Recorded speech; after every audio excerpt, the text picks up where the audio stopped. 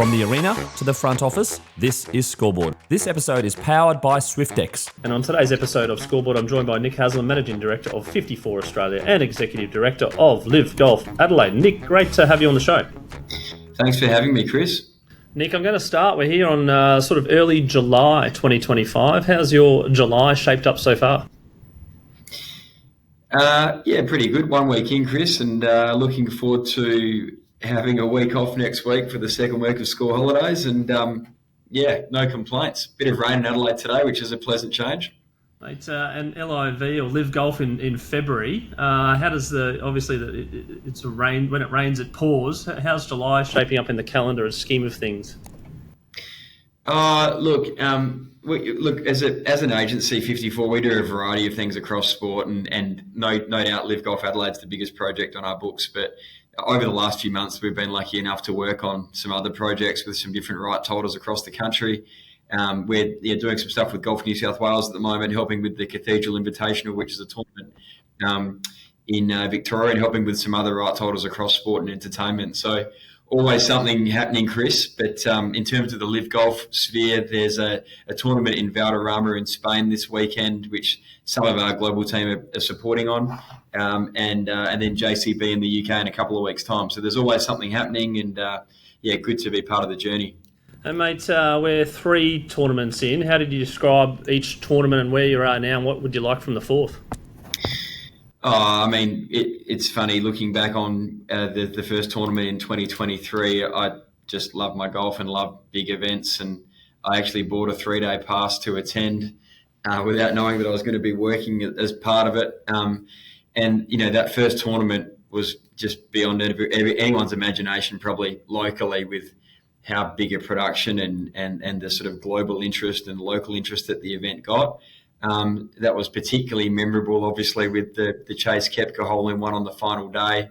The second tournament in 24 was just, again, growth year on year, which is incredibly exciting. Had blessed with great weather both times in those first 2 years.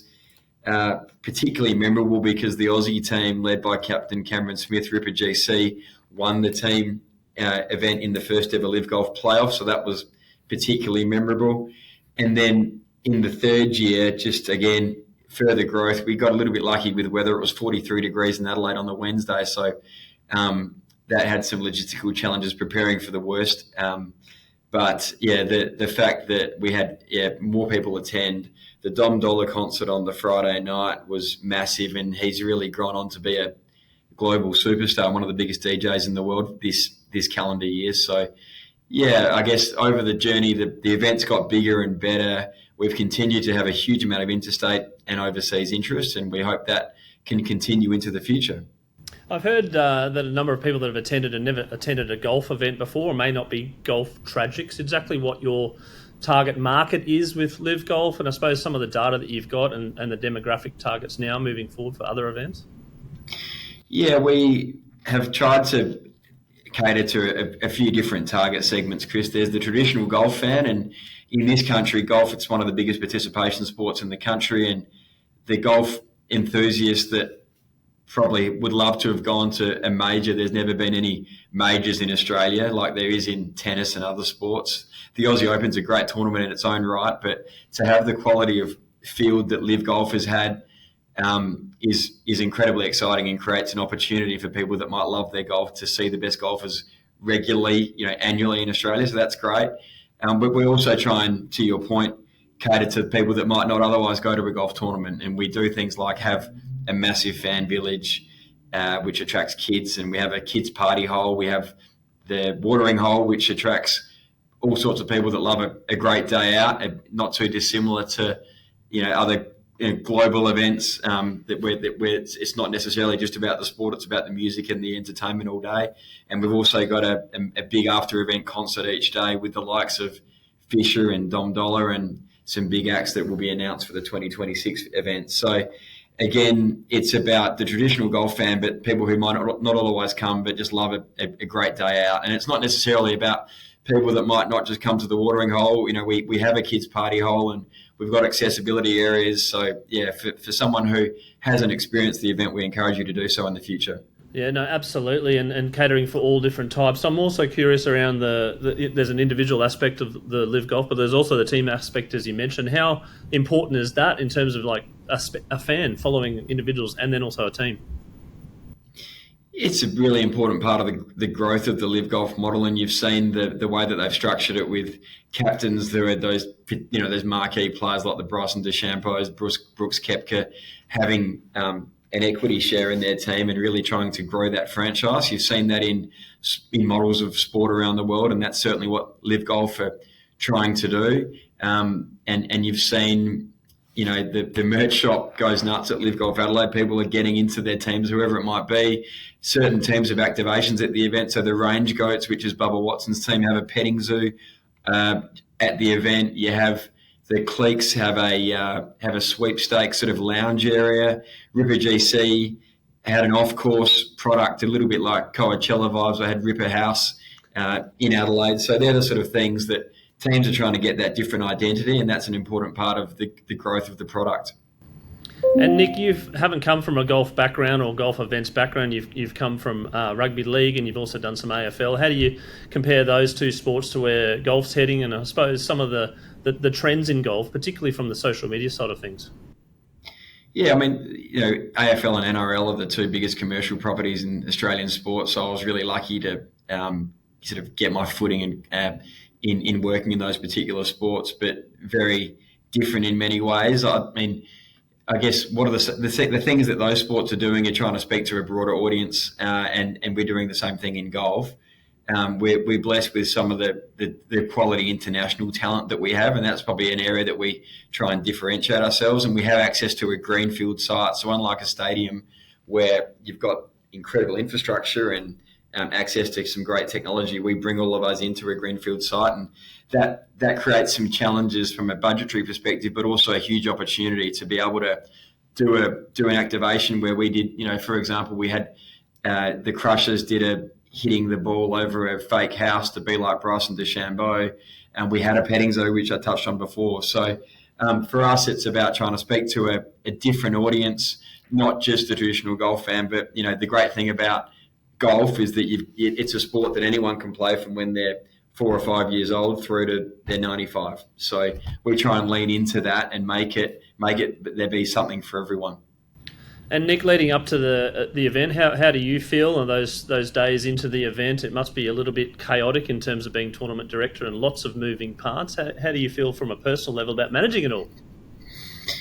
Oh, it's all about being prepared, Chris. It's pretty, there's a lot of things going on, but I think having done it for 3 years now, and we've got a really good established team. We work really well with the LIV Golf team internationally, who are the ultimate rights holder, who we take direction from, but we've also developed a great relationship with local government and the South Australian Tourism Commission, who've been awesome event partners. So, people know their role.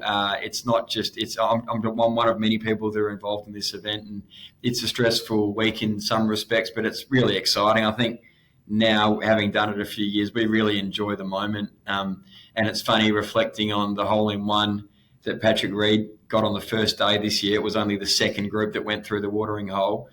It's funny. I missed the Chase Koepka hole-in-one in 23, and I missed it again in 25. Both times I was in the tournament office, but as soon as it happened, I just ran out there to have a look and help pick up beer cups on the hole. But having been through it, we know what to expect, and we really enjoy the week. And in terms of where golf is heading, there's been a lot of content. There's been a lot of YouTubes and social media, etc., driving the game. How important is that, and how does LIV get involved in terms of the socials and some of the clips that come from it, particularly those hole-in-ones that you mentioned? Yeah, you can see clearly the spike in interest and engagement with when hole-in-ones occur, to your point, and you can see a direct correlation with some of the engagement we got from both hole-in-ones in 23 and 25. But we've really tried to lean into that. We have a big influencer presence and content creator presence at LIV Golf Adelaide, and we work really well with our PR partners to amplify things that we do on site. And you can see that LIV Golf do that really well globally. They've got a Jules event where they have content creators playing with particular players. And I think, the content creator space within golf really is growing. So LIV are absolutely leaning into that. And you can see with with what they've been doing. Golf is, as I touched on before, is such an accessible sport, and pretty much anyone can play it. And we've really tried to invite those people with a broader, social offering to amplify what we're doing, and we've encouraged them to attend. I recently had a chat to Daniel, who works at Tennis Australia, about the Australian Open tennis and some of the stuff that they're doing in regards to an innovation fund. They're getting lots of different sort of tech and sports tech, and they're getting paddle and pickleball, etc. involved. What are you doing from a tech point of view, and how important is to get not only just the people that are there a smooth sort of experience, but also the people watching at home? Oh, it's a big part of what we do for those who've come. I mean, some of the stuff that we do with LED infrastructure throughout the facility in terms of the big screen offerings. We work with TrackMan to really track the ball flight of players on the driving range and then at each particular tee box. Some of the special effects stuff that we do, we have one of the biggest LED screens in Australia, which we use at the watering hole behind the tee box, which really creates that fan experience. We have fan cams that follow people around where they can interact with cameras and use their devices. So it's absolutely a big part of what we do, and it's all around enhancing the customer experience. So, people can come with their phones and be able to track where their favourite player might be playing on a hole, what's the score at that particular time. So, we've got some innovations that we're planning for the season, the tournament ahead next year, but that probably gives you a bit of an insight again, and then the theory is how can we enhance the fan experience? So the fan experience is at the heart of what we're trying to do and innovate to create a better time for those people that attend, but also the players to make sure that they're getting the most out of what their golf performance is like, which is the use of that TrackMan technology. Yeah, no, absolutely. And then the importance of Adelaide to the economy. We've talked about getting the government involved and the supply chain as well. Talk about that and I suppose the longevity that you've got and the event to get bigger and bigger as opposed to just a one event trial. Yeah, I mean, the South Australian government and the Malinauskas government in particular, hats off to them to invest in a product. And there's no denying there was a bit of risk attached to LIV Golf as a new sort of rebel tour, but the state, to their credit, invested in this product. And not only did they invest in it, as you'd expect from a monetary perspective, they've invested in kind, and they've got a great team at the South Australian Tourism Commission that are involved in not only activating at the event, and in particular they've been focused on their involvement and the fact that the watering hole, which is the party hole 12th, is South Australia's hole. But they've now gone an extra effort to really invest in and activating in the city. So from the moment that fans get off the plane at Adelaide Airport, it's decked out in LIV Golf signage, and you go up the street and they had watch parties at different pubs throughout the city. They had a silent disco within the East End. For those who've been to Adelaide on Peel Street, and then at the East End as well, there was silent discos at night, so people could feel as though LIV Golf was anywhere. You didn't have to go down to the Grange Golf Course to do that. So that's been a great part of the partnership with the South Australian Government and the South Australian Tourism Commission. And, to your point before, a big part of our focus is to make sure that we're using South Australian suppliers wherever we can. So that's been a big part of, you have all this infrastructure come in, but you have locals really buy into the event because it impacts so many of them. And, the results in terms of the economic impact have been outstanding for a 3-day golf tournament to have a direct expenditure of over 81 million, and that keeps growing year on year by sort of 10 to 15%. That's been great, and it justifies the investment of government to really put South Australia on the map. And unlike other events, the great thing about LIV Golf is that it's an international event. It puts the city on the world stage, and that's a great part about being involved in it. And in terms of the calendar spot, it's a good spot. You're happy with the spot in regards to what other events are, and you've captured that moment. You want to keep going with that particular, you mentioned the weather. It can be variable, but mainly hot. Yeah. I mean, look, February is a good time because it's generally pretty dry, Chris, but we run the risk of it being too hot, to your point. April I liked as well. I mean, April was a pretty reliable weather time in Adelaide as well, but then again, you've higher chance to get rain. I'm probably not the best person to say when is the best time, because if I say it's April, it'll probably end up raining. But no doubt, April would still work. I think Adelaide's been moved forward in 2025. The date's not confirmed yet for 26. But ultimately, there's a lot of interest in the LIV Golf product in Asia in particular. And as a result, Adelaide was probably shifted forward in the calendar in 2025 because, there's just so much demand. And in certain parts of Asia, you can't really have the event in February. So it's February at the moment. We'll see where it lands in 2026. But, that February to April time slot's pretty good weather in Adelaide. So we'll put the event on when we get told it's going to be on. It's not really my call. For sure. And the feedback that you get from players and from teams and from spectators, how do you get all that, collate that, and then sort of act on that? We work really closely with the LIV Golf team who travel around with the players from event to event. They've got a great player relations team, and you can see what the players have said publicly. It's been super positive. And the great thing the reason it is being so positive is because of the people and the crowds that we've been able to get to this particular event. So I think as long as we keep having the interest in the event, the players will enjoy themselves. But, I guess athletes are always, they're the product, right? And you've got to make sure you look after them. So we certainly take their feedback on board. We make sure they're really comfortable from the moment they get here with a driver service, and they stay they got very well looked after at the hotels that we put them in, and for good reason. They put on a show, and they've been fantastic. I think that if you look at the way that the players have enjoyed themselves here in SA, they've worked with the Tourism Commission to go out and swim with dolphins and go to wineries and all that sort of thing. But when they come to the event, they've been. If you've seen some vision, they've been at the Dom Dollar concert and the Fisher concert, so they play golf during the day, but they've also been having a good time after. And the players as well seem to be like they're having a good time after with a couple of shoeys every now and then. Yeah, that's right. We generally leave the shoeys to be happening on the Sunday night as opposed to the Friday night. But yeah, that was it's been popular, that's for sure. And Nick, I'm curious to know from a sports nut point of view, how your interest in sport where did it come from, and then your entry into sport? And do you remember that first job in sport?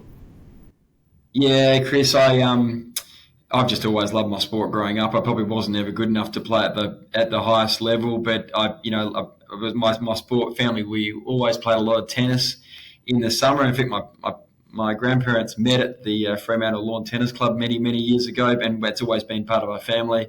And I played mostly AFL in winter. So yeah, tennis in summer, footy in winter, but like all sports, and picked up golf from a pretty young age and used to play a fair bit of golf at the North Adelaide Golf Club, which is where LIV will be moving to in a few years, which is a super exciting sort of venture to be involved with. But yeah, so that's how I started. I like watching all sport on TV, and British and Irish Lions are playing rugby in Adelaide this weekend. Really excited to see them in Adelaide for the first time. So just classic. Yeah, sort of love doing my sport, and will go to anything that I can. And mate, and the Adelaide's also got Gather Round as well, the AFL, a new initiative in the last couple of years. Yeah, Gather Round's been brilliant, Chris, and it's funny. Gather Round was just before LIV in 23 and 24, so I wasn't able to really experience it to the level I was in 25. It was after the LIV Golf event this year, so to see the number of people that they attract from interstate, and there's again, SA Tourism Commission are great. They do lots of different events outside of just the footy that's on. But the AFL have done a fantastic job with that. And not to mention, NRL have had Magic Round in Brisbane for a number of years, and that's been a great product. But it continues to grow every year, and I think Adelaide is a great event city and a great place to host an event like Gather Round. Nick, I'm going to ask some questions about yourself. One of the questions I ask is a scoreboard moment, which is a moment in your life which is pretty vivid, and it's a bit of a picture, and you're like, oh, that feels a bit like yesterday, where from that moment on, life changed. Yeah, probably it relates to me getting into working in sport, Chris. I've always loved my sport, which I touched on before, but I was I applied for a number of roles in sport whilst I was an accountant at PwC, and I wasn't really getting much of a look in because I was considered a finance guy. But I was down in Hobart, and I saw Carl Delena, who was the CEO at the time of the North Melbourne Football Club, and I walked up to him and basically introduced myself and said I was keen to get a job. I had a connection that helped me get that initial introduction, but that probably changed and put my career on a different trajectory, and that's something I'll I'll always remember. I was there in town to watch North Melbourne play the Adelaide Crows, but I got the moment. I seized that moment to meet the CEO who got me a job in sport at North Melbourne, and here I am now. 10 years later. So that was certainly a life-changing moment for me. Mate, from that, the next couple of years, why are you excited to be the tournament director at LIV Golf Adelaide? We're an agency that do lots of things in sport, Chris, and I think this has given us a platform to do more with rights holders and the like. But in terms of the LIV Golf involvement, it's been one of the best golf tournaments in the world. It's won the best golf tournament in the world award in 24 and 23. It's in my hometown. People get behind it. It's an incredible event, and there's more that we want to do. We want to continue to grow the event, have it accessible to more people, and it's been what we've been able to do for the fan experience is I think really quite unique, and for that reason I'm excited to continue to do more. And your favourite all-time sporting moment? It's a question which stumps a few people, so I'm curious to know what yours is. 2000 Olympics, to see Cathy Freeman win gold on the 400 metres. I was lucky enough to drive over from Adelaide through the home plane with my family when my dad went in the ballot, and one of the tickets that we got was I think it was the Saturday evening of Cathy Freeman winning gold. I'm not sure if Jumping Jai Taruma was on that night as well, and Tatiana Grigory over in the pole vault. But we saw a lot over the course of that 2 weeks. But to see Cathy win gold, it was amazing. I'm so lucky to have been there for it, and that's clearly my most memorable sporting moment. And Scoreboard's picked up a recent partner. Swyftx is powering Scoreboard, which is great. And we're also sponsoring the question, which is your bucket list. So check out Swyftx if you get a chance. But your bucket list is the ultimate sporting event that you haven't attended just yet. Nick, I'm curious, because your event is winning all these prizes, what your bucket list is in terms of a sporting event. I've always wanted to go to the US Masters at Augusta National, Chris. So that's my bucket list. Hopefully, through my line of work, I'll get the opportunity to go there soon. It's an incredible event and something I've always watched growing up. So that'll be on my bucket list. Mate, that's 4 out of 5 guests have said that. So obviously golf is at the forefront, as well as people watching Rory McIlroy this year. What did you reckon about the 18th and then obviously the playoff hole? Oh, what a finish. And, I'm excited about the fact that Rory's coming to the Australian Open later this year. So it's great for golf in this country. And, what an athlete and a player to be it was an amazing finish, wasn't it? Nick, I've got one question for you. The people that haven't attended the LIV event, what's your advice to them, and how do they play it? Whether they're want a party or whether they're a family, etc. As you said, there's different demographics. But someone that hasn't been before and listens to this podcast and goes, "What's this all about? This seems like a pretty good event." My advice would be buy a ticket and come. It's and there's something for everyone. You don't have to be a traditional golf fan to love it. If you do love your golf, the access that you get with some of the best players in the world is unbelievable. You can, you're in touching distance at all times, and you can see them up close and hit some incredible golf shots. But if you're not necessarily a golf fan and love your music, or you've got a young family that you want to have a great day out, there is something for everyone. So I just encourage you to get along and experience something which is truly unique. It's affordable ticketing.